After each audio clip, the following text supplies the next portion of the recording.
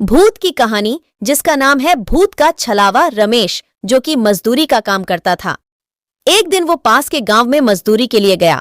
काम खत्म होने के बाद वो शाम के समय अपने घर के लिए चल दिया, पर उस दिन अचानक से बारिश होने के कारण रमेश कुछ देर उसी गांव में रुक गया। फिर जब बारिश बंद हुई तो रमेश वापस अपने घर की तरफ चल दिया, मगर तब तक अंधेरा हो चुका था। जल्दी घर पहुंचने के चक्कर में रमेश ने खेतों के बीच बने रास्ते से जाने का निश्चय किया। काफी समय चलने के बाद रमेश अपने गांव के नजदीक आ चुका था। गांव के में पहुंचने के लिए एक बगीचे से होके जाना पड़ता था। जैसे ही रमेश उस बगीचे में पहुंचा, वैसे ही उसे एक बच्चे के रोने की आवाज सुनाई दी। यह सब उस भूत का छलावा था। रमेश से सोचा, इतनी रात को इस बगीचे में बच्चा कैसे आ सकता है। उसने बच्चे को ढूंढने के लिए इधर उधर देखा, पर कोई नहीं दिखा। तब उसे ख्याल आया कि हो सकता है कोई औरत किसी काम से बगीचे में अपने बच्चे को साथ लेके आई होगी, इसलिए वो अपने घर की तरफ चल दिया। पर जैसे जैसे वो आगे बढ़ते जा रहा था, बच्चे के रोने की आवाज उसे और जोरों से सुनाई देने लगी। रमेश ने फिर सोचा, हो सकता है वो औरत किसी परेशानी में फंस गई होगी, मुझे मदद करनी चाहिए। फिर जिधर से आवाज आ रही थी, रमेश उधर ही जाने लगा। कुछ दूर पहुंच के उसने देखा, एक 6-7 महीने का बच्चा एक पेड़ के नीचे लेटा हुआ है और वही रो रहा है। रमेश तुरंत उस लड़के के पास पहुंचा और जोर जोर से आवाज देने लगा, कौन है यहाँ पे, किसका बच्चा है ये? मगर किसी ने आवाज नहीं दी। ये भूत का छलावा था, इसे रमेश समझ नहीं पाया। रमेश ने सोचा, शायद इसकी माँ यही आसपास कहीं बेहोश हो गई होगी, इसलिए बोल नहीं रही। फिर रमेश ने पूरे बगीचे को छान मारा, मगर उसे वहां पे कोई भी नहीं दिखा। अब रमेश ने गुस्से में चिल्लाया, कौन यहाँ बच्चा रख के चला गया है?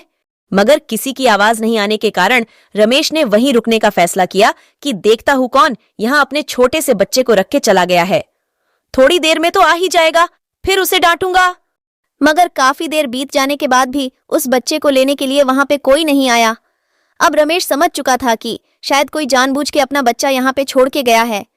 तब रमेश ने उस बच्चे को गोद में उठाया और घर की तरफ चलने लगा।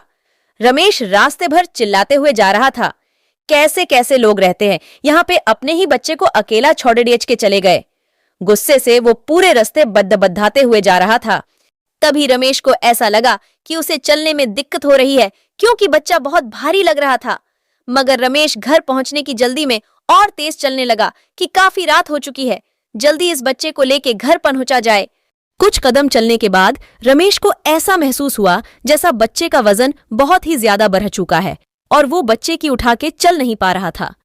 जैसे ही रमेश ने बच्चे की तरफ देखा, उस बच्चे की एक आंख बाहर की ओर लटक रही थी और उसके पैर जमीन तक टच होने ही वाले थे, और बच्चा रमेश को देख के हंस रहा था। रमेश इतना देखते ही डर के मारे उस बच्चे को फेंक दिया। फेंकने के बाद वो बच्चा जमीन पे नहीं गिरा, बल्कि जमीन से थोड़ा ऊपर ही लटकने लगा और जोर जोर से हंसते हुए बोला, क्या हुआ, मुझे अपने घर नहीं ले जाएगा?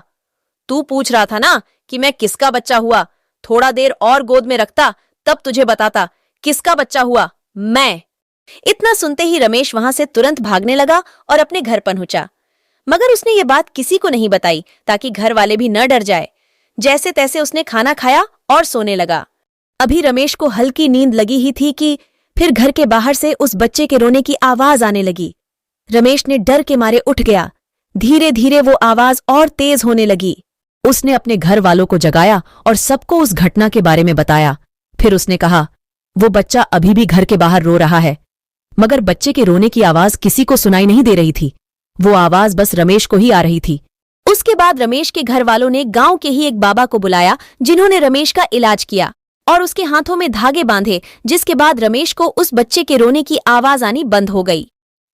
फिर रमेश उस रात आराम से सो पाया। छलावा भूत पूरे गांव में घूमने लगा था और वह एक करके लोगों को मारने लगी थी। इसके कारण गांव वाले लोग गांव में घूमना बंद कर दिए थे। छलावा भूत के कारण गांव में डर का माहौल बन गया था। न बच्चा घूमता था, न ही कोई लोग भी घूमा करते थे।